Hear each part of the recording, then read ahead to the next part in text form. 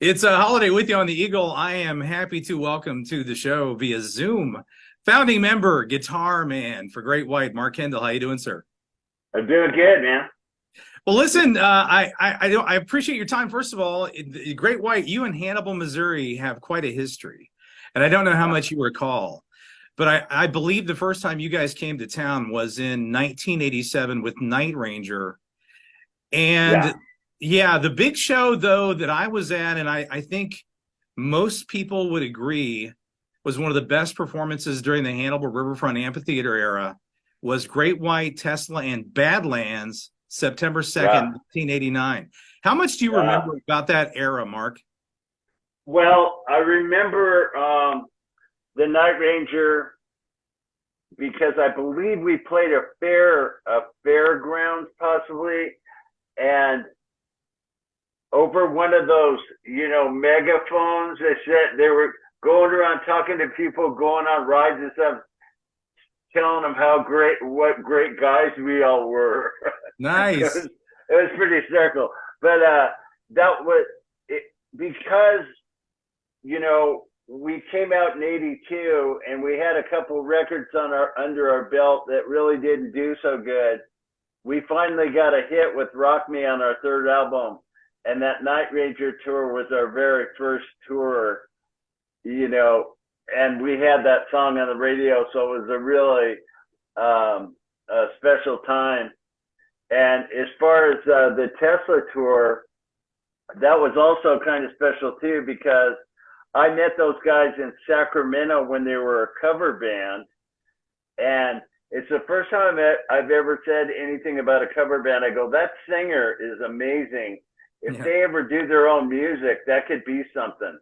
And about 3 years following that, all of a sudden this Tesla thing happened because they were called City Kids, and they Yeah. changed the name to Tesla, and all of a sudden we're co-headlining a big tour with them for months. I mean, it just went on forever, it seemed like.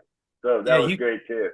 yeah, you guys were, I think that as I recall, that was shortly after Once Bitten, Twice Shy really went big.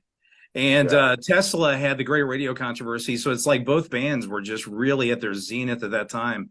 And as I recall, that was one of the most memorable shows we had in Hannibal back in the day. Yeah. Yeah, they had that song Cowboy. That was a big deal. And we were both going on MTV and, Yeah. and then Badlands, they had Jakey Lee, who was Yeah. a big deal on guitars. He was a sweet guy. I did Yeah. some magazine stuff with them. Anyways, yeah, just a great time, man. Well, my first impression of Great White, I'll never forget. I'm going to guess this was your influences kind of shining through, but your blues tone was the thing that immediately in my ears set you guys apart from some of your contemporaries that got their start back in the early to mid 80s, right?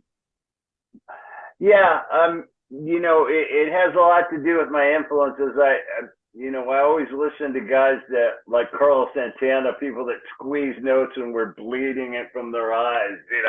I mean, just like it wasn't so technical as it was ultra feeling it. Yeah. I remember being 14 when I saw that Woodstock video of Santana playing Soul Sacrifice, and he must have squeezed a note for like 50 seconds. And he was just sweating bullets. And I go, man, I want to change my name to Carl Santana. I loved it so much. And I go, I really want to feel when I play what I'm doing. I want to do it out of the way I'm feeling. And so I started listening to more guitar players that were kind of like that. And so when you hear our band, we got keyboards and everything, but you kind of hear this blues thing going on too. So, it kind of makes a sound or whatever, just like any band. But yeah, my influences have always been, Johnny Winter, Alvin Lee, Carlos Santana, and later on Billy Gibbons. I always liked the way he played. Yeah, so Robin Trower. When I was like 16, I remember learning songs off his album, off a Bridge of Sighs in a van. off an 8-track tape. And I met him about 5 years ago. He played in my town. I went down, I got to meet him and stuff. And he didn't do meet and greets, but I knew the sound man. He walked me back and I got to meet him one-on-one. And I told him the story about me learning stuff off Bridge of Sighs as a teenager off an 8-track tape. And he goes, but there's no rewind, mate. And I go, I know. I go, what you have to do is get all you can when it's rolling by and just wait till it comes back, you know. Or just keep hitting that program button, right? Exactly. Well, you mentioned keyboards, and that's the other thing I remember about the early Great White. When you guys added Michael Lardy, it's like some bands of that era were using keyboards in a different way, and his just seemed to almost hit like a wall of sound, right? That actually gave you guys an even heavier feel, right? It kind of expanded the writing because on our first album, we were just a trio with the lead singer, just bass, guitar, drums, lead singer. And, you know, and the music was different. We were actually not really playing, well, at least I'll speak for myself. I wasn't really playing for the influences as much as just try to be like Judas Priest, try to be like Scorpions, you know. So when we tried to be like something, we didn't really have success. And as soon as we were honest with ourselves and we played from our influences, everybody loved it, you know. So there's a lot to say about that. But yeah, when you're just a one guitar band with a bass player and drummer, it's a different thing, you know. If you break a string, you just go into a heart attack. So there's a lot to cover, and it's not easy. I really respect bands that do it well, like Van Halen and some other bands that just have one guitar. But when you're playing a solo live, there's no rhythm there, so it's a little bit empty sounding. So it's tough, you know. And when we added Mark Alardi, at first it was just put him behind a curtain and just kind of have him play my parts on rhythm guitar and the keyboards that we put on that record. And then we got him a riser and moved him out from the curtain because he looked pretty good, right? So yeah, we might get a girl eventually around this band, you know. So we put him on a riser, and then pretty much, you know, girls were asking for him backstage and stuff. So we go, we better make this guy a band member. And yeah, it did add to the orchestration, you know, of the band and made it a little bit wider and bigger. Yeah, let's fast forward to modern day Great White. You guys, you know, like a lot of bands, you go through metamorphosis. You have, you know, you band members that come and go. You guys have stayed at it throughout the years and really just constantly been a force. And I'm curious about your newest vocalist, Brett Carlisle. What does this guy bring to your band? Yeah, well, 3 of us have been in the band. If you put all the numbers together, it's probably a little over 120 years. So don't ask me what happens to bass players. You know, every few years they just kind of don't show up, or maybe they drink too much or something. So it's been kind of a revolving doors, and not by design. It just, you know, things like that happen. But Brett, we had him fill in. We had a guy called God, his name's escaping me right now. Anyways, the singer, he's in a band called Last in Line. I don't know why I'm having brain hemorrhages right now, but anyway, so Brett, we heard about him through a friend of ours, and we sent him some music, and he put his vocal on some of our songs, about 3 songs, I think. And we had a couple other guys do the same thing, and he sounded, you know, like he actually made some effort, and it sounded pretty good.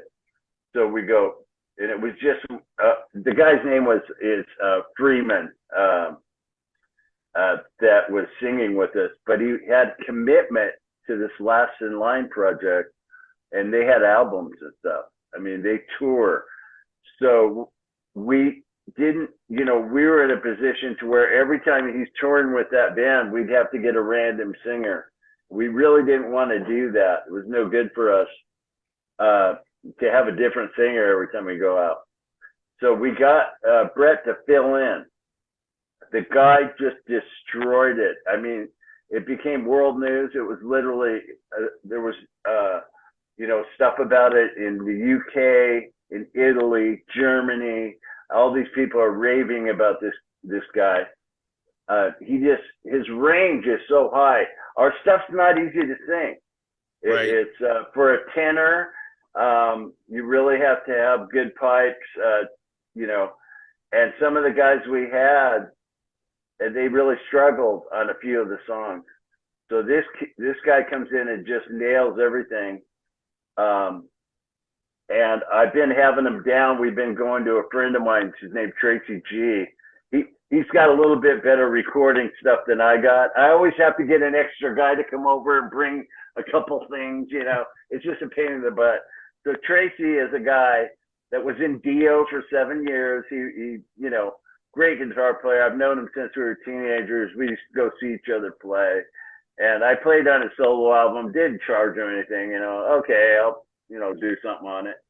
And he said, anytime I want to come over, I can record stuff. I go, oh, so if I have an idea, I can come down, lay down a little idea. And he goes, yeah, no problem. So anyways, so I'm going down there. I go, okay, run the click, and I get the right tempo. And I lay down an entire song. He goes, you're doing whole songs? I mean, yeah, bro, I don't do just a riff. I mean, I'm going to record songs here.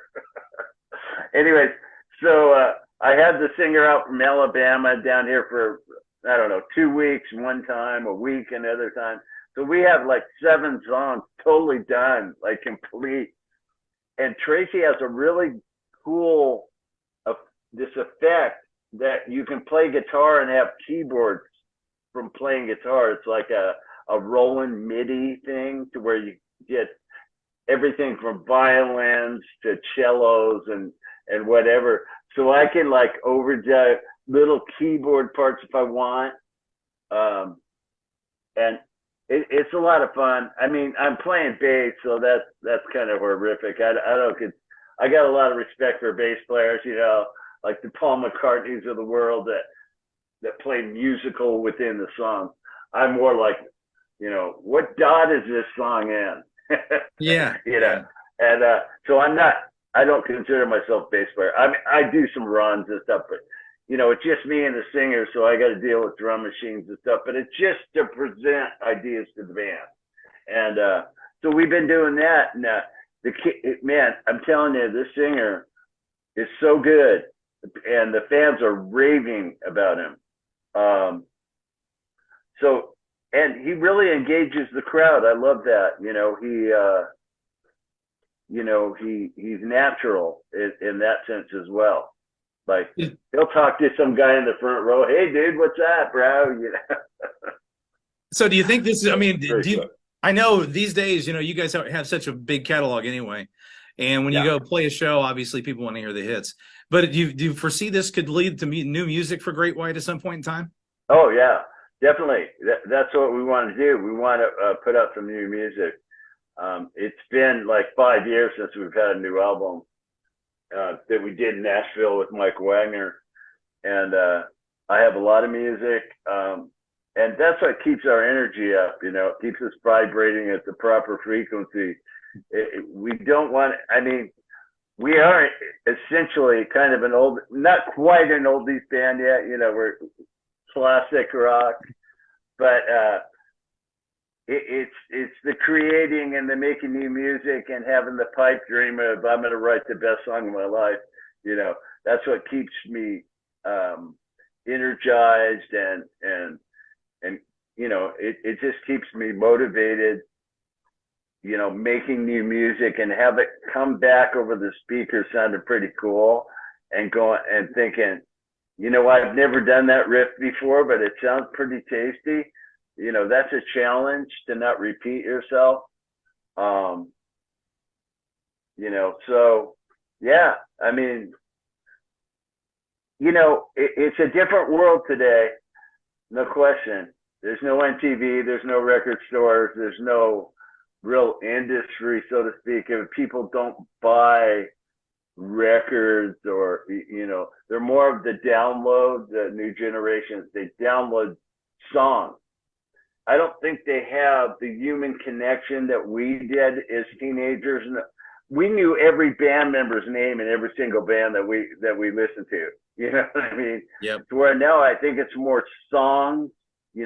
Like I'll download those 2 songs I heard on the radio the other day, and so it's not. They don't have that.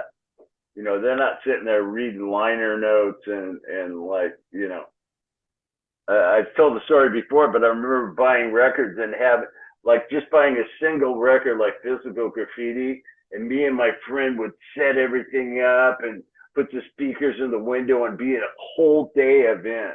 Yeah. Buying the record, leaving the house, going to get it, come home, and sit there just going, holy crap, this is amazing. And, now it's like download a song and go to school, download 40 songs and go to school or whatever. So, and the industry is different in the sense when you take all those mediums away, like radio not playing new music from fans of our era, we need to find a way to get our new music to people. And that usually takes hiring a few internet assassins, that know what the hell they're doing, and just do it that way. When we were up and comers, we had to leave the house for everything we did to do with promoting our band. With staple guns in one hand and with posters in the other. We used to go to high schools. We put in the lockers where we're playing. We used to go to concerts, and not even go in the concert, just stuff all the windshield wipers with where we're playing. Go up and down Hollywood, just so we didn't have the just sit at home and do stuff on your keyboards to tell people how great you are. So we had to get out there and do some footwork. The good news part of that, though, if you think about it, though, too, is because I lived through that era where record companies controlled pretty much everything. As far as what songs get released as singles, what songs your band can record, and now you can go directly to the fans, right? I mean, look at this as a glass half full sort of thing. At least there's really, other than finding those internet assassins that know how to do the social media stuff, you can really go directly to the people, right? Yeah. And that's why we haven't totally decided how we're going to do this. I mean, we usually try to do everything old school the way we always do it. Just put out 12 or 13 songs in a record and, c'est la vie, But now we're thinking, well, we could put out a couple videos and maybe 5 songs and then come with the other 5 or kind of do it that way. We're talking to people about how we're going to do it, but we'll probably end up doing like we always do, just put out a whole record, call it something, and, go to town. And we'll be the ones, I guess, and maybe, I've even thought about polling people, like put about 4 songs on the internet, say which one's your favorite, and whatever one that ends up winning, we'll do a video for that one. I mean, things like that have been talked about. I'm not saying that has to happen, but I've heard of that happening in the heyday of bands. I think Bon Jovi put out a couple songs, and like which one do you like? So yeah, we love to give the fans what they want, But back in the day, usually the case was, like you're saying about the record company picking the song, and then you got to hit your knees and pray people like it. We usually, we would choose a song like, say, Rock Me, and say, that sounds really good. Like, we have to trust our ears somewhat and just kind of pray people are going to like it, the way we're hearing it, because you never know. I mean, it's kind of a crapshoot. Yeah. Mark Kendall of Great White with us, which we really appreciate your time, man. I'm curious, at this point of your career, are there any boxes that you'd like to check, either as a band or as a guitarist, that something that you haven't accomplished that you would like to be able to say, yeah, I did that? Well, it was doing a solo album. I did that. I sang on it. I did an outside project. I played on people's records. I guess if if there is a goal, it would be to come with some song that just blows people's minds. Like they go, man, I want someone to say, if that was in their heyday, it would have blown away their whole career. Yeah, yeah. I mean, that's at least my the goal I'm reaching for. I really want to come up with a tune that's not really predictable, but maybe you won't leave it, but it'll grow on you and withstand the test of time for long after I'm gone. That's what I'm really trying for. But I don't go into a room and say, okay, I'm going to write a song. I usually just have an acoustic. I might even be watching TV and all of a sudden, what was that? I'll hit mute and I'll push record on my phone and get that riff down. That's one thing I've found is if you get lazy and you don't put a riff down when you're vibrating at a certain frequency, you might not lose the riff, but it'll never have the same rhythmical feel. You won't be feeling the same way at the time. You got to do it when it's there right now. And I got no excuse because your phone's always with you. You got that memo thing. I got my whole last record on my memory still, my memory recorder. It's funny to hear it stripped down raw too. And then hear what happens. That's magical. I really love that. That's one thing I like about it. I prefer playing live only because they let you know right when the song's over if you're good or not. But I like recording because you have this raw acoustic riff and then it turns into this song with a full production. It's a trip to go back and listen to that rawness.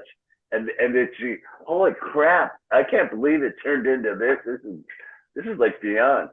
So there's a lot of things that are fun, You gotta love technology. Here's the thing about technology that can be taken too far, and that is to turn our human feel into a machine. Because a bass note doesn't hit the kick drum perfect, so you move it, but before that, it sounded fine to your ears. You didn't even know it until the computer said it wasn't perfect. And so you perfect everything, and all you're doing is taking the human feel and turning it into a machine. It's perfect, yeah, but it sounded fine before. So we kind of just go by our ears. But if there needs to be an edit, it's great to have the modern technology because you don't have to take a 2-hour lunch while the producer cuts the 2-inch tape up. It takes forever just to make one small edit. Now it's just a click of a mouse. We don't even have to take a lunch. So that's always that's a good thing. There's good things about technology and bad things. I like the human feel of a band playing together that, like the Eagles, when they go play in a room, it sounds like the Eagles because they're playing together. They don't fix it on the computer or whatever, And I know Joe Walsh and pretty good, and I know he feels the same way as I do about not turning what's coming out of us into technical. Just roll the tape while we're playing, and that's when it usually turns out the best. Don't start messing with the computer. Yeah, don't cut the heart out of it, right? Right. I just think, it's like singers today. It's like I used to go, God, man, that Steven Tyler, he's got such a great style. He really puts the maximum into every inflection of every word. He just gives it so much effort. No one really does that. He's so great. But when you hear some singers now, it's like everybody sounds like they're singing through a keyboard sound or something. It's like, auto tune or whatever, to where you can no longer say, hey, that Steven Tyler guy sounds, this way or that way, because everybody has that, and not everybody, but you know what I mean? It used to be like when we would record, if the singer was off on a couple words or, even a line, the guy would just say, hey, I think you can get one better, Our German producer didn't even know how to use euphemisms. He didn't know how to go, hey, buddy, I think you get one better. He would just go, don't sing flat. Because he didn't know English that good, so he didn't know how to project the soft language that we use yet. So he was just direct. Yeah, don't sing flat. It was very funny. But anyways, okay, well, yeah. I'm curious, Mark. And speaking of some of the newer bands, any that you actually listen to and think, yeah, those guys are good. I'm really into them. I think they have talent that reminds you of when you guys got started. Anybody you're impressed with? Yes. Actually, we played with a band and called Greta Van Fleet. And I'll tell you what I liked about them. They just plug in and go. I was talking to the singer a few minutes before he's going on stage. And literally, they just go out there, 1, 2, 3, 4, gang. They don't have tapes rolling. There's no background vocals on anything. So that kind of reminded me of us, the way we started. We were so awful. Our parents going, please tone it down. It's freaking terrible. Why do you have to have it so darn loud? And we just kept plugging away, and we improved because we kept firing away at it. And that band, whether you like them or not, that's what they did. They kept playing together and they got better. And there's something about that I like more than people thrown together and given songs. Play these songs that we wrote for you. And they're all great on their own, but they don't even know each other. I prefer the guys that got together, as school guys, and hey, really, you sing? Let's hear your voice, buddy. What you got? Yeah, I got a guitar at home, man. We should start a band, and then it turns out to be a big deal one day. That there's something to say about that I really like. And again, it's that human thing, Yeah. We can always I even say it today, I know we can always get better. That's for sure.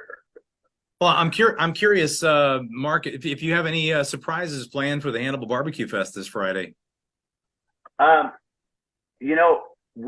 way we do it, we give everybody what they want to hear as far as the hits and the big songs. But we move around the deep cuts. We got 13 studio albums, so there's plenty to choose from.